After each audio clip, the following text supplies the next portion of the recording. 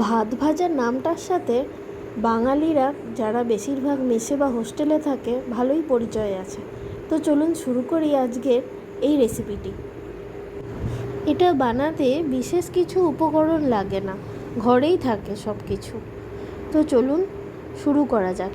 কড়াইয়ে সাদা তেল গরম হতে দিলাম, তারপর সেখানে একে একে আদা, রসুন, কাঁচা লঙ্কা কুচি দিলাম, তারপর গাজর, ক্যাপসিকাম আর পেঁয়াজ কুচিও দিয়ে দিলাম।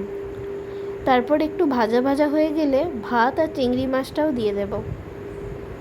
নুন, গোলমরিচের গুঁড়ো আর একটু সোয়া সস, বাস আর কিচ্ছু লাগে না দিতে।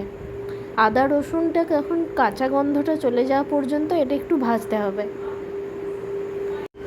এটা অনেক কম সময় লাগে, খুব ইজি বানানোর জন্য।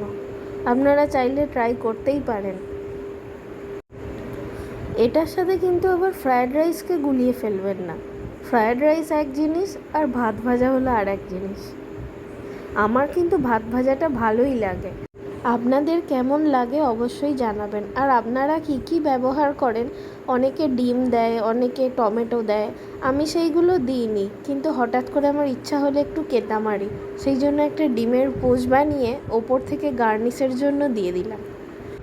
ডিমের পোচের সাথে ভাত ভাজাটা ভালোই লাগছিল খেতে, আমার তো ভীষণ ভালো লেগেছে। আপনাদের দেখে কীরম লাগলো অবশ্যই কমেন্টে জানাবেন। তো চলুন আজকের মতন টাটা।